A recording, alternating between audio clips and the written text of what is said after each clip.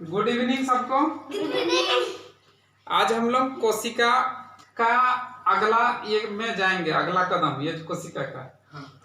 जैसा हम क्या क्या पढ़ा चुके हैं तुम लोग को, सेल के बारे में बताएं। सेल में हम लोग कोशिका का अंग जितना था, कोशिकांग, उसके बारे में पढ़े।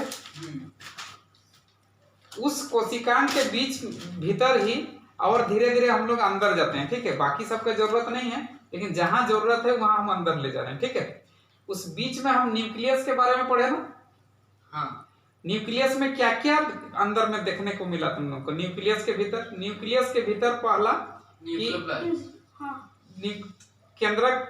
केंद्रिका द्रव्य जो हुआ, हाँ, मतलब न्यूक्लियोप्लाज्म है अंदर में।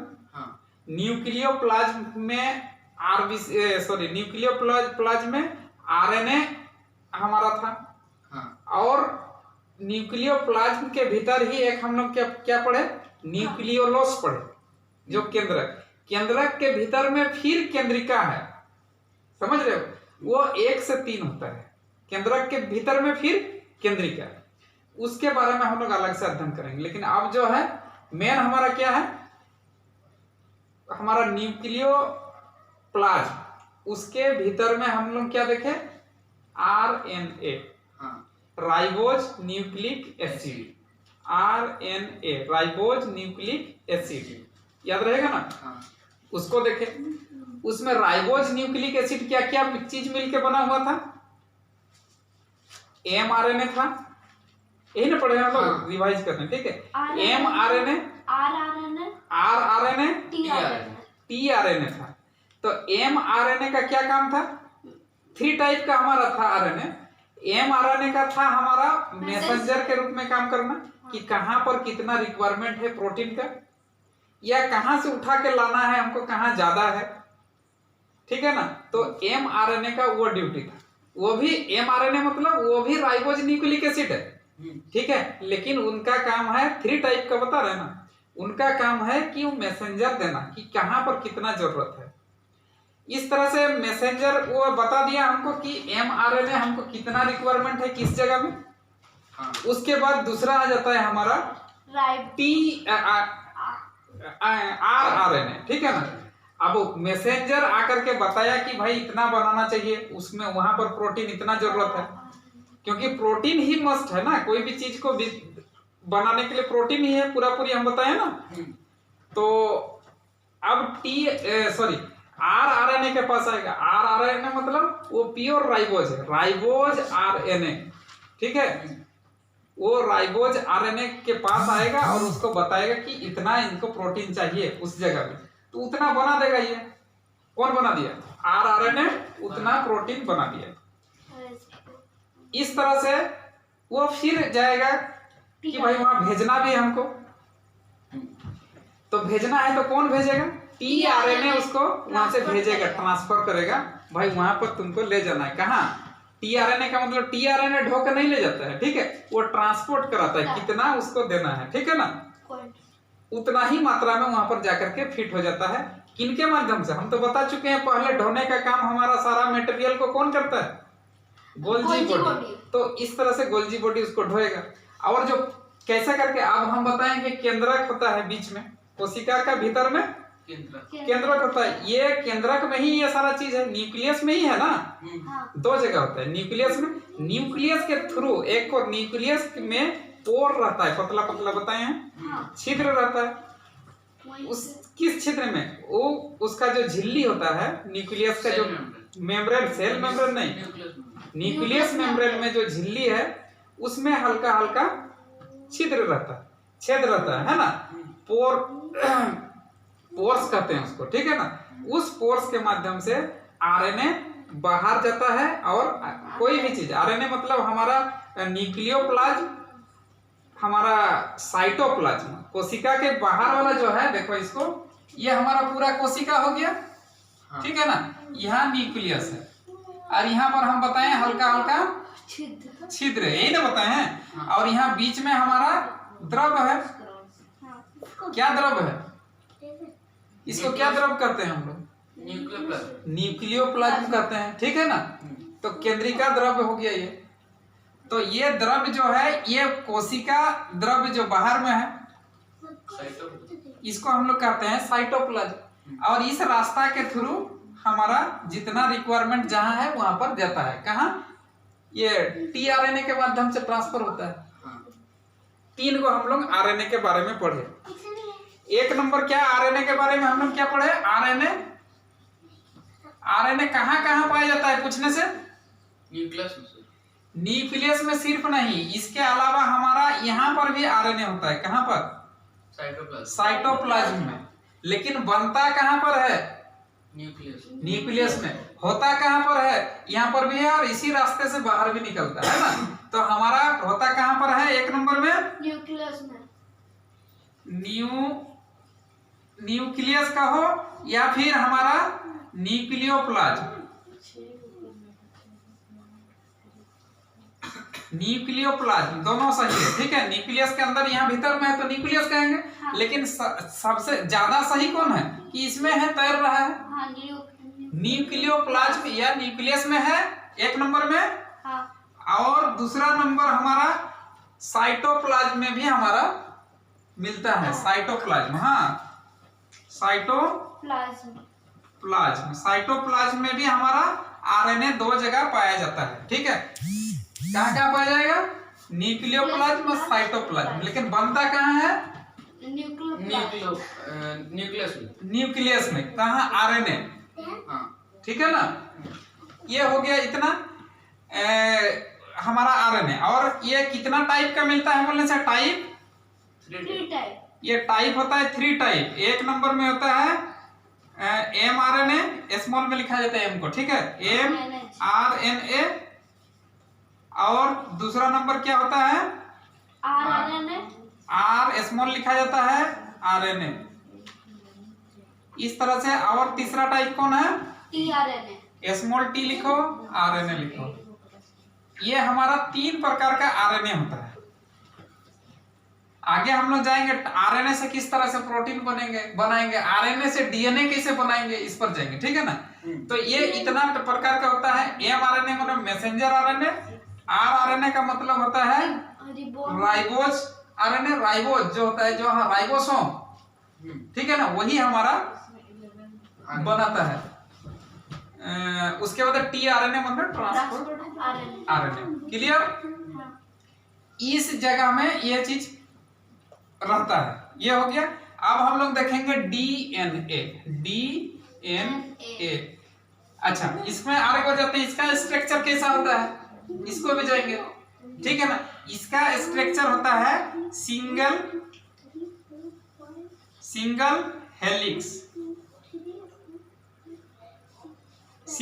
हेलिक्स होता है, ठीक है। हेलिक्स मतलब कुंडली मतलब इस तरह से। ये सिंगल इस तरह से टेढ़ा मेढ़ा इस तरह से होता है। ये हो गया आरएनए का स्ट्रक्चर। आगे देखेंगे कैसे यहाँ पर क्या चीज मिलकर बना हुआ है और कैसे होता है, ठीक है। तो ये सिंगल हेलिक्स, इसको एकल कुंडली भी कह सकते हैं। एकल कुंडली इसको कहते हैं, कुंडली हेलिक्स, ठीक है ना।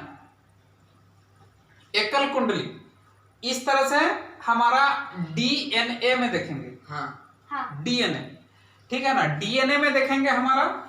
अब जैसे यहाँ पर कहाँ मिलता था बताया डीएनए, सॉरी आरएनए कहाँ था हमारा? यहाँ पर न्यूक्लियस में था। लेकिन न्यूक्लियस में किस जगह पर? हमारा न्यूक्लियोप्लाज्म में।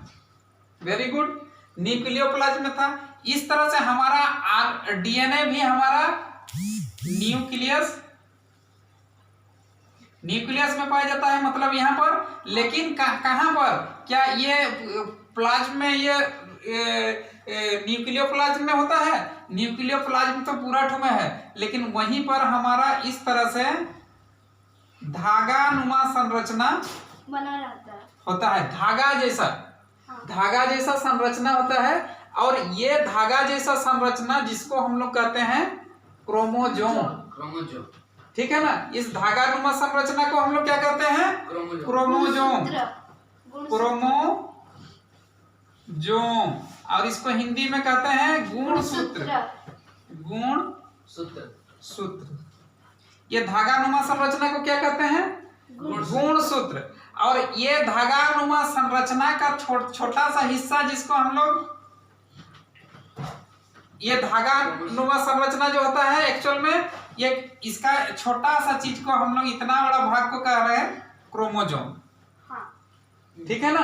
और क्रोमोजोम का हम लोग कैसा किस तरह से डिजाइन देते हैं, हमारा बना हुआ देखते हैं इसको, चूंकि डबल हेलिक्स का वाला बात है तो ऐसा करके हम लोग ये डिजाइन बनाते हैं, पढ़ते हैं तो, क्योंकि ये डिजाइन क्या चीज का डिजाइन है, हमारा क्रोमोजोम का जो होता है एक्चुअल में द्विकुंडली होता है। जैसे यहाँ सिंगल हेलिक्स था ना इसका हमारा होता है इस तरह से डिजाइन होता है, इस तरह से ये हो गया, और जस्ट रस्सी जैसा होता है। रस्सी कैसे होता है?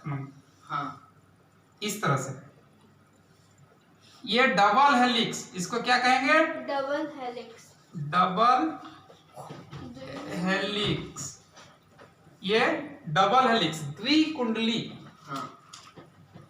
द्विकुंडली संरचना होता है। ठीक है, तो ये होता है हमारा न्यूक्लियस में क्रोमोजोम। हम लोग किस वाला क्रोमेटिन, पहले देखो ना, ये पूरा ठुको जो धागा नुमा संरचना दिख रहा है ना, इसी को कहा जाता है क्रोमेटिन।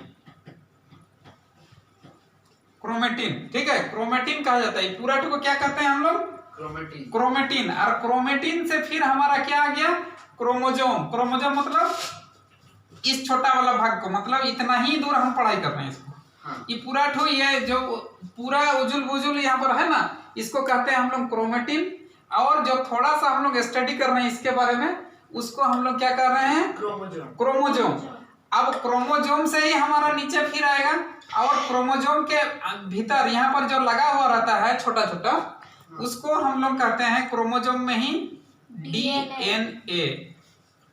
ठीक है, इसके बारे में जब हम लोग पढ़ेंगे उसको हम लोग कहते हैं डीएनए। ये क्रोमोजोम पूरा क्या करता है हमारा? क्रोमोजोम एक पीढ़ी से दूसरा पीढ़ी में हमारा सारा गुण को लेकर के जाता है। और इसको हम लोग क्या कह रहे हैं? इसको क्रोमोजोम से नीचे क्या है? डीएनए। और डीएनए को फिर थोड़ा सा अगर छोटा करके देखेंगे तो उसमें हम लोग को मिलेगा जीन। उसको हम लोग जीन बिल्कुल उसको छोटा छोटा करते गए, लेकिन पढ़ रहे हैं अल्टीमेटली हम लोग किस में जा रहे हैं? क्रोमेटिन के बारे में पढ़ रहे हैं, इसके बारे में पढ़ रहे हैं। पूरा छोटा करके देखेंगे तो सारा चीज जो यहाँ पर हमारा है, यहाँ पर वो पूरा ठो में ही है। हाँ। यानी कि ये पूरा में है, तो हम लोग उसको छोटा करके अंदर तक गए। ठीक है, क्रोमेटिन को हम लोग थोड़ा छोटा किए, क्रोमोजोम बोल के पढ़े, फिर उसको क्रोमोजोम को डीएनए और जीन, मतलब ये पूरा सारा चीज कहाँ है? क्रोमोजोम में, गुणसूत्र में। हाँ। ठीक है ना। तो ये क्रोमोजोम, जैसे जीन हमारे पास एक बॉडी में कितना होता है? जीन 30,000 जीन होता है। हाँ। ठीक है ना, 30,000 जीन होता है। हमारा बॉडी में कितना जीन पाया जाएगा? 30,000 जीन पाएगा, मतलब 30,000 प्रकार का गुण है भीतर में, एक दो ठो गुण नहीं है। ठीक है, रंग रूप ये सारा चीज डिसाइड कौन करता है? जीन। हमारा तुम्हारा दादा का किस तरह से ये था, वहां से कुछ जीन बाकी इधर उधर से जुट करके 30,000 जीन है। जीन मतलब भूत समझ रहे हो तुम लोग ने? क्या वही भूत है? दूसरा एक पीढ़ी से दूसरा पीढ़ी में जो भूत घुसा हुआ है शरीर में ना, वही भूत है, उसी को हम लोग कहते हैं जीन। और इस तरह से हम लोग डीएनए के बारे में, क्रोमोजोम के बारे में जब हम लोग पढ़ते हैं, तो ये हमारा कितना, हम लोग क्रोमोजोम के बारे में पढ़ते हैं कितना? 23 पेयर्स हमारा क्रोमोजोम पाया जाता है। इतना 23 पीस नहीं, 20 पेयर। ठीक है, पेयर। और अगर नंबर में देखेंगे तो कितना हो जाएगा? 23 दूना 23 गुना 2, मतलब एक में जोड़ा मतलब 2, तो इसका 2, मतलब 23 गुना 2 बराबर 46। कितना का हमारे पास रहता है? 46 को रहता है क्रोमोजोम। 46 क्रोमोजोम मिलके ही सारा चीज, हाथ पैर दांत मुंह आंख नाक जो भी बना हुआ है, ये हमारा 46 होकर के ही बना हुआ है पूरा। तो हर एक सेल में क्रोमोजोम रहता है 46? बिल्कुल एक सेल में जो पाया जाता है उसी को कह रहे हैं ना। पहला ही हम क्या क्या समझाए तुम लोगों को सेल में, कि एक सेल में जो पाया जाएगा तुम्हारा पूरा बॉडी में वो चीज पाया जाएगा, उसी को ना यूनिट कहते हैं। बॉडी का वो एक छोटा पार्ट है, बॉडी का वो छोटा पार्ट है, पार्ट तो नहीं कहेंगे, यूनिट इसलिए कहते हैं, अंग नहीं कह सकते हैं, पार्ट कह सकते हैं, कि बॉडी का वो यूनिट है जो सबसे छोटा, जिसको हम लोग सेल कहते हैं, कोशिका। मतलब ये है कि कोशिका में सारा चीज वो मिलेगा जो हमारा बॉडी के लिए एक लाइव सेल के जिंदा रहने के लिए जो जरूरत होता है, ठीक है ना। तो उसी को तो हम लोग पढ़ रहे हैं। तो उसका मतलब एक कोशिका में ये 46 को जीन मिलेगा तुमको, लेकिन वो किस रूप, 46 को हमारा क्या मिलेगा, क्रोमोसोम मिलेगा। और 30,000 हमारा जीन भी मिलेगा, ठीक है ना। मतलब कहने का मतलब उस ये में अब हम लोग इसको जा रहे हैं। तो एक कोशिका ट्रांसफर हुआ, एक कोशिका ट्रांसफर हुआ, पिताजी से आया एक कोशिका, माता से आया एक कोशिका। कौन वाला कोशिका, पिताजी से शुक्राणु कोशिका, ठीक है, और माँ से अंडाणु कोशिका। ये दोनों कोशिका आपस में मिलता है, दोनों से मिलता है, जिसको जोड़ होता है, जिसको हम लोग युग्मज कहते हैं, आकर के मिलता है, जिसको हम लोग जाइगोट कहते हैं। माँ से और पिता से आपस में मिलेगा, उसको हम लोग कहते हैं जाइगोट। अब मिलेगा उस समय ये क्रॉस होता है। क्या माँ का 46 और पिता का 46 मिल करके तो तुम लोग बोलोगे जोड़ हुआ तो ज्यादा हो जाएगा? ऐसा नहीं, माँ से कुछ लेता है, पिता से कुछ लेता है, माँ से कुछ लेता है, पिता से, और इस तरह से पेयर बनता है, जोड़ा बनता है। अगर माँ वाला ज्यादा आता है पेयर में, तो माँ का रंग रूप ज्यादा होता है। जैसे जीन कुछ माँ का अगर ज्यादा हो गया, माँ का अगर ज्यादा जीन आया तो माँ जैसा दिखेगा, और पिता का जीन अगर ज्यादा आ गया बच्चा में तो पिता जैसा दिखेगा, कुछ पिता जैसा दिखेगा, कुछ माता जैसा। और उससे भी ऊपर का बात करना है, अगर दादाजी का जीन आ गया है वहां पर तो दादाजी से भी थोड़ा सा मिलेगा। नाना का जीन आ गया है तो नाना वाला जीन आएगा, नानी का जीन आया है तो नानी जैसा दिखेगा। लेकिन वहां पर जीन जो होता है 3000 ही आएगा, और 30,000 ही है, 30,000 सॉरी 30,000 जीन। और हमारा 30,000 जीन के भीतर 30 नहीं, ये जो 23 जोड़ा क्रोमोसोम है उसी के भीतर ये है ना। हाँ। मतलब 23 जोड़ा जीन 23 जोड़ा क्रोमोसोम से ही हमारा डिसाइड करेगा बच्चा का किस तरह से होगा। बाल का, आंख का, पुतली देखते हो बिल्ली जैसा कोई कोई दिखता है। हाँ। बिल्ली जैसा कौन है? एक तो हीरोइन का नाम बोलो तो बिल्ली तो नहीं पता। हाँ, नहीं पता। अभिषेक बच्चन की वाइफ जो है, क्या नाम है उसका? ऐश्वर्या राय। उसका भी बिल्ली जैसा आंख है ना। तो कोई कोई उसको खूबसूरत मानता है, अभिषेक बच्चन उसको खूबसूरत मान लिया ठीक है ना, लेकिन हम लोग उसको बिल्ली कहते हैं ऐसा चीज है, ठीक है ना। तो वो उसका हो सके किससे आया होगा, ऐश्वर्या राय की पिता, माँ, या उसका दादाजी। उसका ऐश्वर्या राय का तो दोष नहीं है बिल्ली बनना ठीक है ना, उसका किसी ना किसी से आया हुआ है। अब तुम लोग देखोगे कि भाई हम लोग देखते हैं तो ये बच्चा उसका माँ जैसा दिख रहा है, नहीं बोलते हो तुम लोग, उसका माँ जैसा आवाज है। तो आवाज वाला जीन अगर माँ का चला गया उसमें तो आवाज माँ जैसा होगा, पिता वाला जीन आवाज में चला जाएगा तो पिता जैसा होगा, ठीक है ना। तो इस तरह से हमारा ये डिसाइड करता है। कल हम बता चुके हैं ना कैसे क्रॉस करता है। हाँ। और उसमें आनुवंशिक भी रोग होता है। अगर मान लो ये हमेशा पेयर्स में रहता है, इसीलिए हम पेयर लिखे हैं ना 23 जोड़ा, नहीं तो नंबर में लिखते हैं ना 46 नंबर है बोल करके, क्योंकि ये जोड़ा में ही रहता है। अगर जोड़ा नहीं रखा जाए, इसको जोड़ा नहीं बन पाएगा किसी कारण से, तो उसी को हम लोग कहते हैं आनुवंशिक बीमारी। आनुवंशिक बीमारी जो उसका माता पिता से का गर्भ माने माता पिता का ही से ये से आया हुआ रहता है, उसको हम लोग कहते हैं आनुवंशिक बीमारी, जो हेरिडिटी बीमारी बोलते हैं, जो इसका पीढ़ी दर पीढ़ी ये बीमारी आते रहता है।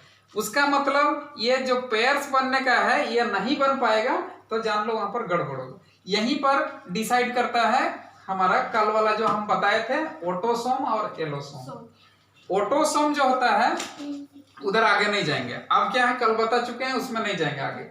ऑटोसोम जो थोड़ा सा बताते रहे, ऑटोसोम जो है ना वो हमारा 22 जोड़ा रहता है ऑटोसोम में। एलोसोम जो होता है उसमें हमारा रहता है एक जोड़ा, ठीक है ना। वही एक जोड़ा लड़का या लड़की ये पैदा होगा उस पर डिसाइड करता है।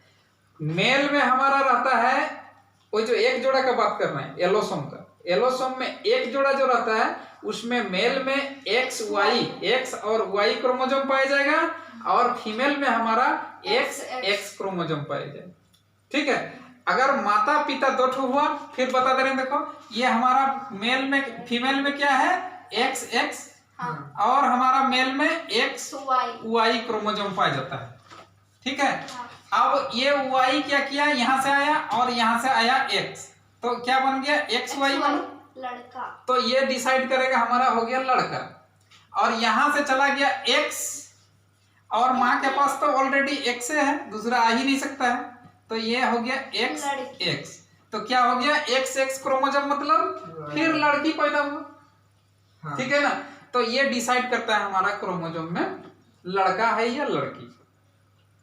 और बाकी तो सब चीज बराबर है, दो हाथ है, कान है, दो नाक है, आंख है, सारा चीज है। तो ये हमारा 22 जोड़ा क्रोमोसोम जो रेस्ट बच रहा है ना वो डिसाइड करता है। तो लड़का के लिए भी जो चाहिए वही है, एक फेफड़ा, ठीक है ना, हार्ट लंग्स इंटरनल जितना है वो सब भी है।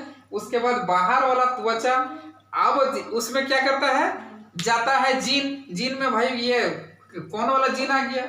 अब ये अगर माँ गोरी है और बच्ची तो काली हो गई, तो पिताजी अगर काला था तो हो सकता है काली होगी, या दादाजी काला था तो हो सकता है काली हो जाएगी। तो इसमें क्या हो गया, वो काली हो जाएगी। माँ गोरी है तो माँ गोरी होते हुए बच्ची कैसे काली हो गई रे भाई, ये करता है ना। तो ये है उसमें जीन का फेरा है, तो माँ का जीन ज्यादा पकड़ लिया, नहीं पिताजी वाला जीन ज्यादा पकड़ लिया, माँ वाला कम पकड़ा। इस तरह से होता है, माने क्रॉस एक दूसरे के साथ बनता है, युग्मज। इतना समझ गया ना। तो ये कौन वाला बात कर रहे हैं हम लोग, ये डीएनए, जीन, क्रोमोसोम, ये सब है। फिर समझाएं ना, हो गया इतना, समझ गया। क्रोमोसोम यही फेरा होता है। क्रोमोसोम क्या होता है, सवाल करता है बच्चा लोग, क्या करता है, क्रोमेटिन क्या है नहीं समझ में आता है, क्रोमोसोम अलग समझ लेता है, डीएनए अलग समझ लेता है, जीन अलग समझ लेता है, ऐसा कुछ अलग नहीं है। इसको ऐसे हम एक फिगर बना के समझाते हैं तुम लोग को, देखो क्या है, फिर समझाते हैं यहाँ पर, देखो हाँ, ऐसा हमारा क्रोमोसोम, कैसा है क्रोमोसोम हम बनाए, ऐसा एक्स आकार का क्रोमोसोम हम इसको बनाए। अब ये क्रोमोसोम को क्या करेंगे ना, हम लोग धीरे धीरे छोटा कर रहे हैं, मतलब खींच रहे हैं इसको, ठीक है ना। तो इसको खींचे तो ऐसा ऐसा ऐसा ऐसा हुआ, तो इसको हम लोग क्या बोल दिए, क्रोमोसोम। इसको क्या बोले, ये क्रोमेटिन है, ये पूरा ठोको क्रोमेटिन माने, और इसको क्रोमोसोम, इसको क्रोमोसोम ये। उसके बाद फिर इसको और खींचे, क्रोमोसोम को खींचे तो ये ऐसा ऐसा कुछ हो गया, और खींच दिया तो ऐसा हो जाएगा कि नहीं। तो इस तरह के स्ट्रक्चर हो गया, तो इसको हम लोग बोल दिए डीएनए, ठीक है ना। और उसके बाद इसको और खींचेंगे हम लोग, तो इसको कह दिए हम लोग जीन। तो कहां से निकला है, इसका पूंछ कहां है, बोलो क्रोमेटिन है, क्रोमेटिन से क्रोमोसोम, क्रोमोसोम से डीएनए, डीएनए से जीन। इसको फिर खींचे थोड़ा सा, फिर खींचे तो छोटा छोटा होते जाएगा ना। तो इस तरह से बना है, जैसे समझो, या फिर ये बड़ा था उसको और तोड़ दिया और तोड़ दिया और तोड़ दिया, छोटा छोटा करते गए। क्लियर, हाँ। ये इतना हो गया। तो क्रोमोसोम हमारा, सॉरी डीएनए कहाँ पाया जाता है, जैसे आरएनए हमारा न्यूक्लियस में था या न्यूक्लियोप्लाज्म में, साइट और कहाँ था, साइटोप्लाज्म में। तो इस तरह से हमारा डीएनए कहाँ पाया जाता है, डीए हमारा न्यूक्लियस में है, इसको लिखे हैं न्यूक्लियस में, या कहें तो हमारा क्रोमोसोम या क्रोमेटिन में, ये भी लिखा ऑप्शन में आ सकता है, लेकिन दोनों सही है कि नहीं। न्यूक्लियस में है, क्रोमेटिन में है, क्रोमोसोम में भी बोल सकते हो। और डीएनए कहाँ पाया जाता है, तो न्यूक्लियस में पाया जाता है। तो और डीएनए अगर इन तीनों में से आएगा तो सबसे सटीक आंसर क्या देगा, जो रहेगा विकल्प में वो देना है। तीनों अगर आया ऑप्शन में, अगर तीनों ऑप्शन में इस तरह से आता है तो सबसे सटीक जो सबसे नीचे है कहाँ पर, क्रोमोसोम है, तो क्रोमोसोम में बोलेंगे ना डीएनए है। हाँ समझ रहे हो, क्रोमोटिन भी है, क्रोमोजोम भी है, तो तुमको क्रोमोजोम आंसर देना है। और क्रोमोजोम नहीं है, क्रोमोटिन है, क्रोमेटिन, तो क्रोमेटिन हो जाएगा। और क्रोमेटिन नहीं है, केंद्रक है, तो केंद्रक हो जाएगा। होगा कि नहीं आंसर? हाँ। कहाँ रहता है, रहने वाला तो बोल सकते हो ना। और कुछ नहीं कि कहाँ पाया जाता है डीएनए, बोलेगा तो पूरा बॉडी के बात कर रहे, तो सेल में, ये भी कोशिका में हो सकता है। समझ रहे हो ना? हाँ। तो ऐसा आंसर जहां सबसे छोटा होगा वहीं पर जाएगा ना। तो हम क्या बोलना चाह रहे थे, ये न्यूक्लियस जो होता है, न्यूक्लियस में पाया जाता है, और न्यूक्लियस के अलावा भी एक जगह पाया जाता है डीएनए। न्यूक्लियस के अलावा भी और एक जगह पाया जाता है, समझ रहे हो? न्यूक्लियस के अलावा भी एक जगह और पाया जाता है, जिसको हम लोग कहते हैं माइटोकॉन्ड्रिया। याद रखो, माइटोकॉन्ड्रिया, माइटोकॉन्ड्रिया,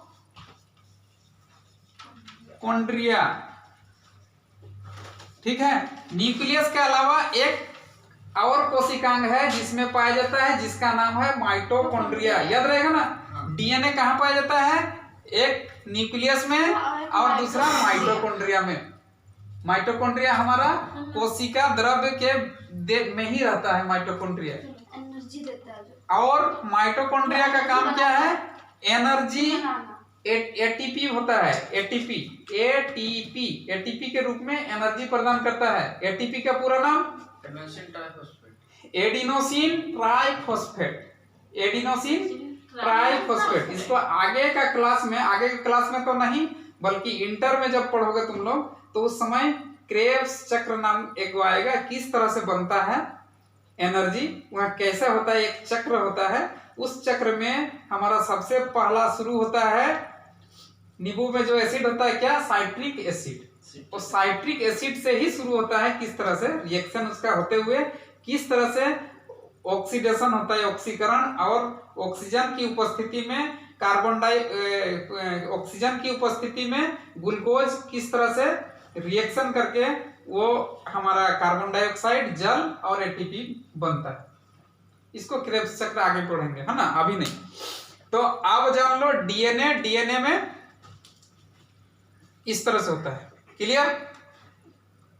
और क्या देखना चाहिए हम लोग को? हाँ, अब हम लोग देखेंगे ये जो कुंडली वाला जो है ना, इसमें और एक होता है, जैसे हमारा हम बताए क्या इसका स्ट्रक्चर कैसा होता है, ठीक है ना। हम डीएनए का बता दिए, तुम लोग देखा होगा कहीं पर, जैसे किताब में कहीं पर भी डीएनए का स्ट्रक्चर इस तरह से होता है। डीएनए ये डबल हेलिक्स अगर हो गया तो डीएनए कहते हैं। और उसके बाद यहां पर देखा होगा तुम लोग, इस ये डीएनए में, ठीक है ना, डीएनए में देखा है तुम लोग, इसके यहाँ ए और 2 लकीर रहता है, देखा है तुम लोग? हाँ। और यहाँ पर टी, ठीक है, ए टी और सी ट्रिपल बॉन्ड जी।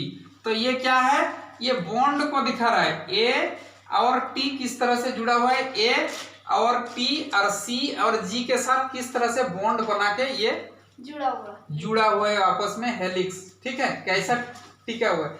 ये ए टी सी जी, ये जो है ना, ध्यान से सुनो, ए टी सी जी, ये हमारा यहाँ पर जो बॉन्ड बनता है, ये जो बॉन्ड बन रहा है, इसके भीतर में बंधन बन रहा है, ये रासायनिक केमिकल बॉन्ड में नहीं पढ़ते हो तुम लोग, इसमें पढ़ते हो। ए टी सी जी जो है ना, ए और टी जो है हमारा, ये मतलब नाइट्रोजीनियस बेस है, क्षार है, ठीक है, क्षार जिसको बोलते हैं, बेस, नाइट्रोजीनियस बेस, नाइट्रोजन युक्त क्षार, जिसको हम लोग हिंदी में कहेंगे, ठीक है ना। तो ये ए और टी और सी और जी, ठीक है ना। तो ये जो है बीच में जो बंधन बनता है, ये तो हम बता दिया नाइट्रोजन युक्त क्षार। तो ये नहीं कह देना कि नाइट्रोजन है, ये नाइट्रोजन का कुछ दूसरा चीज है, ये दिमाग में नहीं रखना। ये बॉन्ड जो है ना, ये हाइड्रोजन बंधन है, हाइड्रोजन बॉन्ड पढ़े हो ना। हाइड्रोजन बॉन्ड भी जानते हो तुम लोग, नहीं जानते हो तो याद रखो केवल कि ये बॉन्ड जो है आपस में बंधन बन रहा है, हाइड्रोजन बॉन्ड है, हाइड्रोजन बॉन्ड। और ए क्या है, टी क्या है, सी क्या है, जी क्या है बोलने से ये नाइट्रोजन युक्त जो क्षार है उसको दिखाता है। तो ए से क्या होता है, देखो इसको ए डबल बॉन्ड टी होता है, सी ट्रिपल बॉन्ड जी होता है। ठीक है, तो ए से होता है हमारा, और ए हमेशा टी के साथ ही जुड़ा रहेगा, इसको ध्यान रखना। ए हमेशा टी के साथ जुड़ा रहेगा, और सी हमेशा ट्रिपल बॉन्ड के साथ जी के साथ जुड़ा रहेगा। ठीक है, तो ए का क्या होता है, ए को क्या कहते हैं, एडिनिन। ठीक है, एडनिन कहते हैं, एडनिन, एडिनिन नहीं, एडनिन होगा। ठीक है, एडनिन, एडनिन, ए से एडनिन, और टी थाइमीन। याद रखना है, ये सब याद जरूरी है रखना, याद करना है। टी से थाइमीन। ठीक है, और उसके बाद सी से क्या है, काइटिन। बोलो बोलो क्या है सी से, क्या बोलना चाह रहे हो, बोलो। सी से क्या होता है, साइटोसिन। साइटोसिन, इसको कंफ्यूज करता है कभी। साइटोसिन को तुम्हारा साइटोकेनाइन इस तरह से, केनिन इस तरह से पढ़ता है, ये दूसरा पादप में एक आता है, दूसरा चीज है, याद रखना। साइटोसिन, ठीक है, सी से साइटोसिन, और जी से गुआनिन।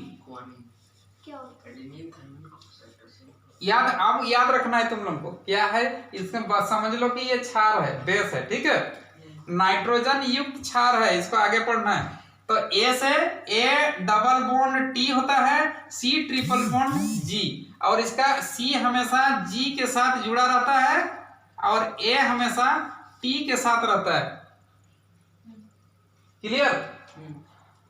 और इस तरह से स्ट्रक्चर बनता है, A double bond T, C triple bond G. इस तरह से यहां पर भी A double bond T, C triple bond G. याद रहेगा ना? क्या क्या है हम बताएं, आगे को रिपीट करो। ए जिसको हम लोग एडनिन कहते हैं, ए को एडनिन। क्लियर? टी थाइमीन, ठीक है। सी साइटोसिन, छोटी बोलो, सी साइटोसिन, जी गुआनिन। बोलने ही नहीं सकेगा तुम लोग, ऐसा नहीं हो। और एक बार चलो, ए एडनिन, ए से एडनिन, टी से थाइमीन, थाइमीन बोल देती है फिर गड़बड़ करती है, थाइमीन। सी से साइटोसिन, और जी से गुआनिन। बोलो गुआनिन, बोलो गुआनिन। ठीक है, ये हमारा हो गया डीएनए का स्ट्रक्चर। इस तरह से हमारा आरएनए का भी स्ट्रक्चर होता है। ये सिंगल हेलिक्स होता है, बता रहे हैं ना, ऐसे। ये हो गया सिंगल हेलिक्स हमारा आरएनए। आरएनए में क्या होता है, इसका स्ट्रक्चर देखो, ये रहता है, थोड़ा सा इससे अंतर होता है, ए डबल बॉन्ड यू, ऐसा हो जाता है। ठीक है, और हमारा सी ट्रिपल बॉन्ड जी, ऐसा यहां पर हो जाएगा, A double bond U, C triple bond G, ऐसा ही आगे चलते जाएगा। क्लियर? तो हमारा ए देखो अंतर क्या है, वहां पर हमारा ए के साथ टी था, यहाँ पर ए के साथ यू है। बाकी सब सेम है, केवल यू का ही फेरा है। यही दिक्कत कर रहा है ना। तो यू से होता है यूरेसिल, यूरेसिल। ठीक है, इसको याद रखेगा, यूरेसिल, यूरेसिल। ठीक है, यूरेसिल। तो एडेनिन किसके साथ बॉन्ड बन रहा है, एडेनिन डबल बॉन्ड यूरेसिल, और तुम्हारा साइटोसिन ट्रिपल बॉन्ड गुआनिन। इस तरह से हमारा स्ट्रक्चर में ये हमारा बॉन्ड बना हुआ रहता है। ये भी कौन सा बॉन्ड है, कौन सा बॉन्ड है, ये भी हाइड्रोजन बॉन्ड ही है। यहाँ जो डीएनए में हाइड्रोजन बॉन्ड था, वो आरएनए में भी हाइड्रोजन बॉन्ड है। ठीक है। ये डबल हेलिक्स है, ये सिंगल हेलिक्स है, ठीक है। अगर हम लोग इसको हम लोग चाहेंगे डीएनए से आरएनए बना दें, थोड़ा सा कोरोना के समय में सुना था ना, कोरोना में क्या हम लोग परिवर्तन किए थे, आरएनए के माध्यम से हम लोग जांच करते हैं, तो आरएनए में किस तरह से हम लोग परिवर्तन ला करके कोरोना से जीते, कोरोना का वैक्सीन किस तरह से निकाले, कोरोना कहाँ जा रहा था, इसके बारे में भी हम चर्चा करेंगे, ठीक है ना। लेकिन अभी जानो कि हम क्या डीएनए से आरएनए बना सकते हैं, बना सकते हैं कि नहीं बना सकते हैं? हाँ बना सकते हैं। एक तो अगर तोड़ देंगे हम लोग, हटा देंगे, तो क्या बनेगा, सिंगल हेलिक्स हो जाएगा, छोटा सा बात है। डीएनए से आरएनए बना दिया हम लोग, और आरएनए में अगर हम इस तरह से आरेक्टो हेलिक्स दे दें तो क्या डीएनए बन सकता है? हाँ। बन सकता है। तो हम डीएनए से आरएनए और आरएनए से डीएनए बना सकते हैं, ठीक है ना। आरएनए से डीएनए और डीएनए से आरएनए, और इस आरएनए को अगर और तोड़ेंगे हम लोग, तोड़ देंगे, तोड़ेंगे कि नहीं, इसको तोड़ेंगे तो हम लोग क्या बना सकते हैं, यहाँ पर डीएनए से हम लोग प्रोटीन भी ले सकते हैं, क्योंकि सॉरी आरएनए से हम लोग क्या कर सकते हैं, प्रोटीन बना सकते हैं, ले सकते हैं। लेकिन प्रोटीन से आरएनए नहीं बना सकते हैं, याद रखना। डीएनए से आरएनए बन सकता है, देखो यहां पर कर देना है डीएनए, डीएनए से देखो, डीएनए से आरएनए, आरएनए, डीएनए से आरएनए, आरएनए से डीएनए, इसलिए दोनों बना सकते हैं। आरएनए से हम लोग डीएनए बना सकते हैं और डीएनए से आरएनए, आरएनए से डीएनए, दोनों तरफ हम एरो दिखा रहे हैं, इसीलिए समझ में आ रहा है ना। हाँ। और आरएनए से हम लोग बना सकते हैं प्रोटीन, हाँ प्रोटीन, आरएनए से प्रोटीन। लेकिन यहाँ देखो एरो हम एक ही तरफ दिए है ना, आरएनए से प्रोटीन बना सकते हैं, लेकिन प्रोटीन से आरएनए नहीं बना सकते हम लोग, ठीक है ना। हाँ। ये किस तरह से बनता है आगे चल के जानोगे, लेकिन इतना याद रखो कि डीएनए से हम लोग आरएनए बना सकते हैं, आरएनए से डीएनए बना सकते हैं, और आरएनए से हम प्रोटीन बना सकते हैं, लेकिन प्रोटीन से आरएनए या डीएनए हम नहीं बना सकते हैं। क्लियर? हाँ। तो इतना ध्यान से तुम लोग पढ़ा, आज के लिए धन्यवाद, और इसको फिर आगे पढ़ाएंगे तुम लोग को नेक्स्ट ये में, और कल हो सके हम लोग इसको छोड़ देंगे कि सेल वाला चैप्टर लगभग पूरा हो गया। माइटोकॉन्ड्रिया में तुम लोग खाली उसको तो जान ही गया। माइटोकॉन्ड्रिया में जो था, माइटोकॉन्ड्रिया में क्या था, माइटोकॉन्ड्रिया में हमारा श्वसन होता है, और माइटोकॉन्ड्रिया के भीतर एटीपी का निर्माण होता है, जो ऊर्जा होता है, ठीक है, ऊर्जा के रूप में हमें मिलता है।